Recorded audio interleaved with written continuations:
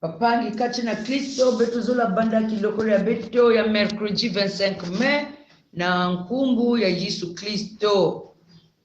La grâce et la paix vous soient données de la part de Dieu notre Père et de Jésus-Christ notre Seigneur et Sauveur. Que toute la terre craigne l'Éternel, que tous les habitants du monde tremblent devant lui, car il parle et la chose arrive, il ordonne et elle existe. Amen.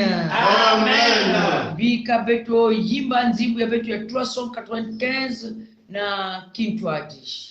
Kunti azitu bya kano bya hu Basubamona kakiati, Yesu mune okakufika, mwe ule moyo suka. Moyo wafuka mo, Yesu yibaki ya moyo. Moyo wafuka mo, Yesu kwa Yesu isi. Moyo wafuka mo, Yesu yibaki ya moyo. Moyo wafuka mo, Yesu kwa Yesu isi. Ukwati sisi na kinge, mbona kakiati.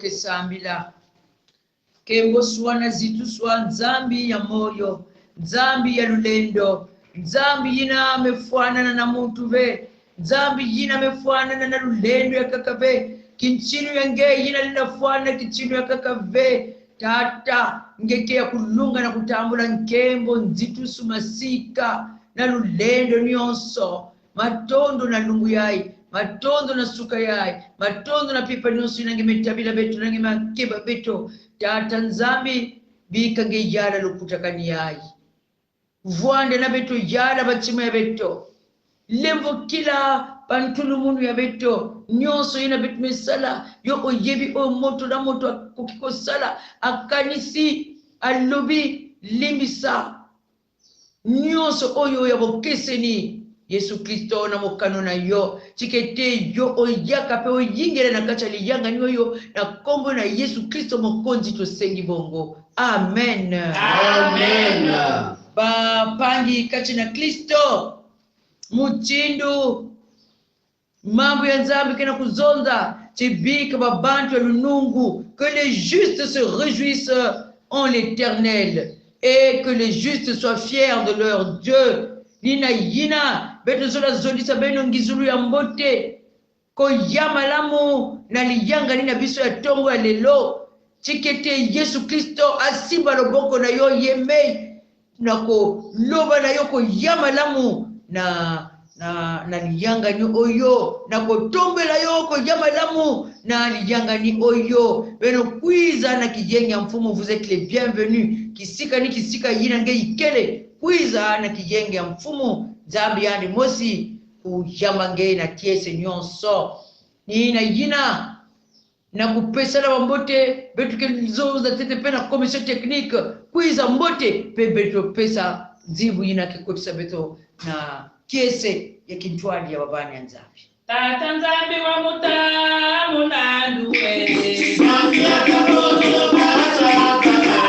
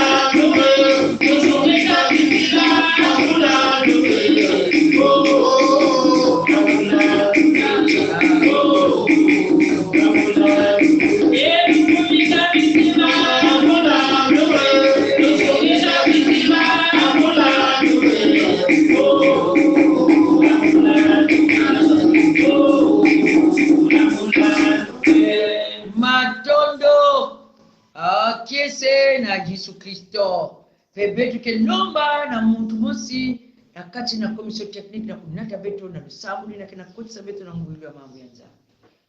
Matondo tata nzambi betu na kutakamana kuvutula na nge na ina ndio kupesa beto kilokola yaya ntanu tangu mekulunga tata nzambi na kubwa na kujimba ndinga yange salila kisielo yange tata nzambi katula ina ale na kuvutula beto jaka na manyima kabwako na bayinzo na kulala mapongi katulila beto yao bebi kampeve yange kaka ya kuvanda kintwali na katikati ya beto na kusalila kisielo yange ya inge mekusoga njoka bikoba ya yani tata nzambi na bieka mambu yange mtindu kelezola na levo yange. Amen. Amen. Matondo mambo yina betkina yindula na suka yai mchindu kina twalisila beto tem ya semaine yai yina mesonama na mkanda yina ya tete ya Mose kikapu ya tano kibuku ya 10 zole na iya. Genèse le chapitre 5 le verset 24.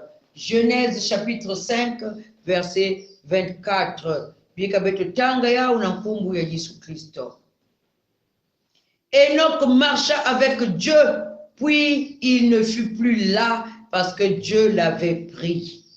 Enoch marcha avec Dieu, puis il ne fut plus là parce que Dieu l'avait pris. Amen. Amen. Jambo ya betu yina betu kina zonzila betu mezaba yao na bayina kina landa basi betu kutakani ya betu depuis lundi ni ya kwendolo na ya nazulu. Kwendolo na Zulu. Il est monté au ciel. Abuti likolo. Yani mekwenda na Zulu. Betu mezaba chi muntu yina betu mezaba. Yansangu yina mefuluka na mekwenda na Zulu. Ni Yesu Kristo. Ni Yesu Kristo. Jambo ya kwendolo na Zulu. Aba pangi beno lembo kila betu. Me betu fona landa mamambo ya kaka. Oui, betu zaba chiba pangi ya beto ya kakeni zonzaka chi maripe kwendaka na Zulu na bamezonze yao Assumption. Me beto na dibundu ya beto na yina betu kena fipa mambo ya nzambi betu metela chi kisika yina bamezonze la jambu yina ya metela na me betu zaba chi maripo andaka ndumba ya ludedomo yani mekujwa kaka lemvo ya kubuta mvuruzi ya beto ni Yesu Kristo. Me vraiment beno lemvo kila munu jambu yina chi yani mekwenda na Zulu betu metela yao fe donc betu nina zonzila Yesu kwenda na Zulu me betu mekena kutela pe babantu ya kaka na Ancien Testament mchindu Elia yani kwenda kana Zulu shar kuza baka yani mekwenda na mtu ya kaka baka na zonzila chi yina mekwenda na Zulu ni Enoch. Enoch marcha avec Dieu, puis il ne fut plus là parce que Dieu l'avait pris. Donc, diambo ya kukwenda na Zulu, ba kaka même avant ngedule Yesu, ba kwenda kani bantu mchindu ba Elia na yina Yesu Kristo kena finama na lufo yandi betu metela Elia mevutuka na kumoka sana na yandi na Mose. Babantu ina mejata na tata nzamba amesalila nzambi. Na mambo yayi betu kena tala Enoch, tata ya Enoch, yandi mekufua na bamvura mingi. Tata ya yandi ni yina betemezaba Jered na loriandi kufuaka yandi wandaka na 962 ans. 962 ans na yandi mekufua. Mwane yandi ni mwane yandi ni Enoch yina betike na tala. Enoch mwane yandi ya tete yani mebute yao ni Metusela à 65 ans mwane yandi ya tete. Nana manima ya kubuta mwane yina yani mebute diaka mabana ya kaka. Ena manima ya 65 ans à partir de tangu yani butaka mwane ya tete yani mevivre diaka na toto ya 300 ans. Yani mejata na tata nzambe ki Biblia mezonza. Si Enoch marcha avec Dieu 300 ans après la naissance de Métushéla et il eut des fils et des filles. Enoch vécut en tout 350 ans. Enoch marcha avec Dieu, puis il ne fut plus là parce que Dieu l'avait pris. Betkina tena ki Biblia chwa batu wandi zingi la mingi na insi yai. bavandisa la tangu mingi 962 ans bubu ya singi misala 90 ans hein record hein singi misala 100 ans hein record hein singi misala 103 ans yani meluta 100 ans mekuna babantu bandi singi la mingi na Enoch mekufa na 365 ans mambo ya nzambe kena zonda ti Enoch mejata na tata nzambi yani mejata na tata nzambi me curieusement kizingu tata ya yani na ya yani ina biblia kena zonzera kimbangi ti yani mejata tata nzambi ya Enoch ya mevwanda inda mingi ve para porna tata ya yani betri na zonda ti me samuna iki Enoch metambula levo yina ya kuvwanda kizingu ya inda kuchini bapangi ya kaka ve paske yake kaka tate yandi ve baya kaka pime kweni na mawi sonzo na ba 5 sonzo me Enoch yandi meku nzambi mebaka yandi talaka lufwa ve Enoch ndiamu tombi ya yandi bamezaba yao ve paske tata nzambi kuzabaka yandi na yandi mezimbana. Dieu l'avait pris. Il ne fut plus là parce que Dieu l'avait pris. Yani tamulaka levo ya tata nzambi ya kutala lufwa mchindu babantu ya kakave meme Moïse pe ya lufwa ka nzambi yani musikundaka yandi me yandi bametala njamu ya yandi ve yani mizimbana yani jata kana tata nzambi Enoch na nzambe metela mbote na ajina na kujwa yandi na kuzamuna yandi nzambe mekubaka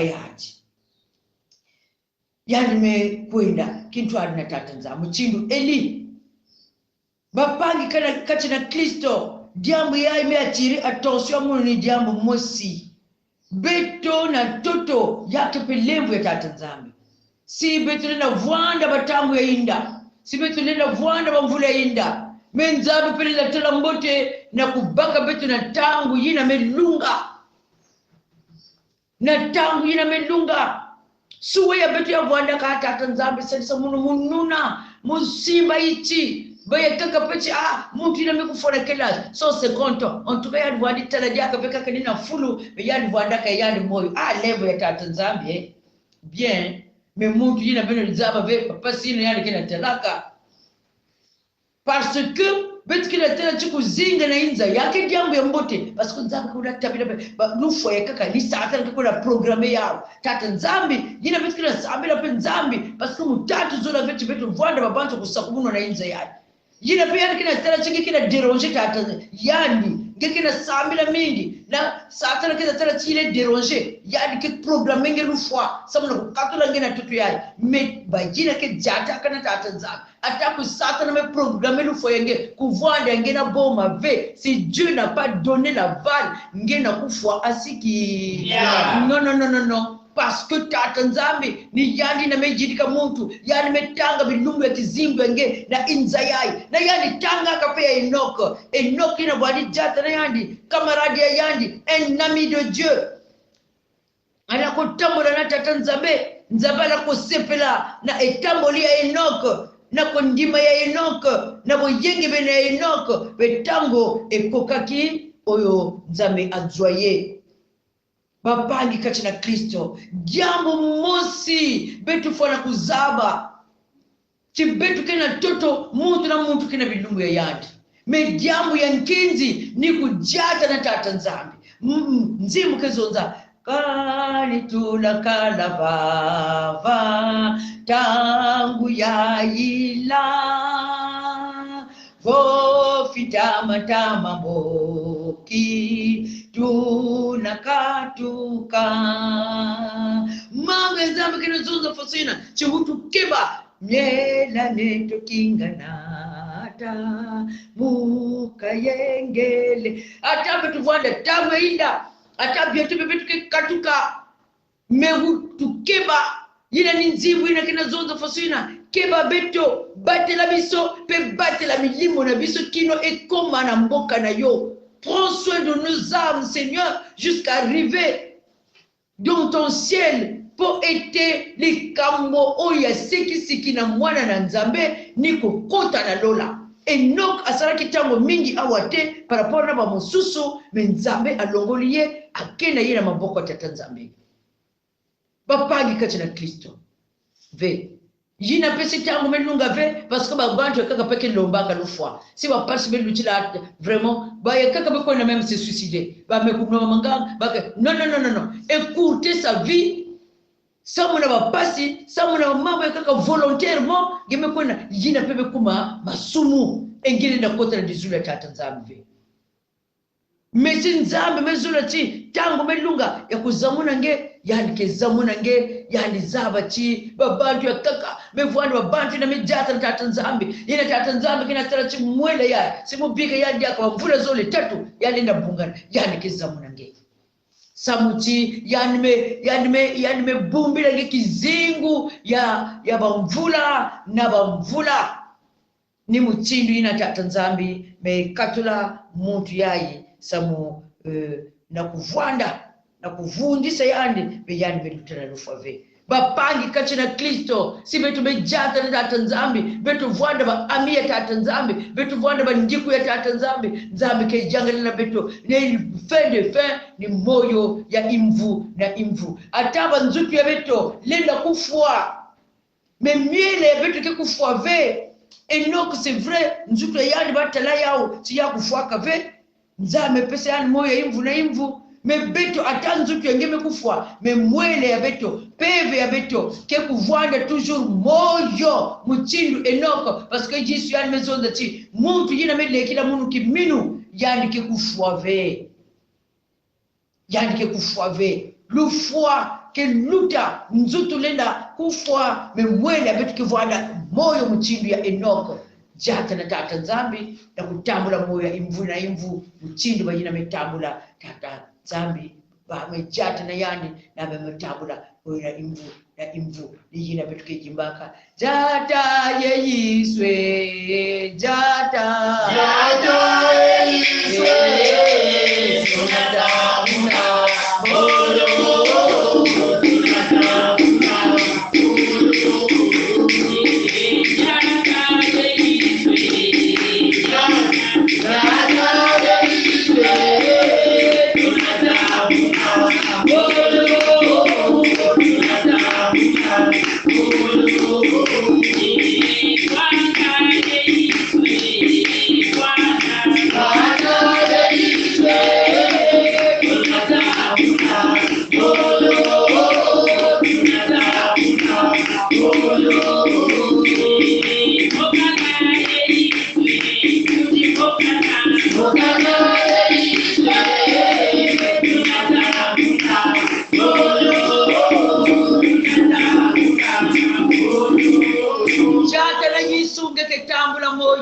ya mvula na mvula samuchima yina nyonso mejata na tata nzambi bametambula moyo ameni amen na tangu ya ipandi betuke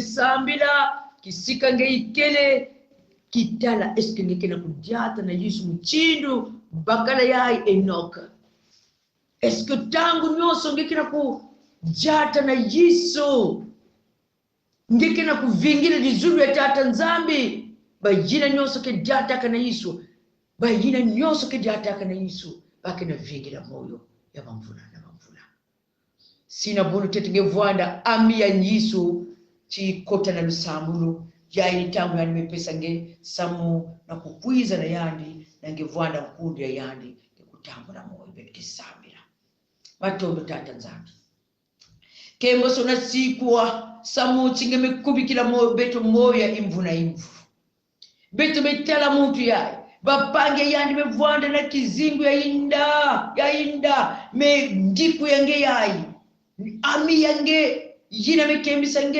ngeme juge mbote na kukatula yandi tata nzambi yani tala lufwave Yesu lemvo kila beto ngezaba kundi ya munu tata mama toko ndumba est-ce que beto ke vraiment ba ami yange si beto ke kuizaka nange ikikela kumotive beto na kukuiza nange babantu ya kaka bakena kuiza nange Petit samu kaka na kizingu ya toto yai.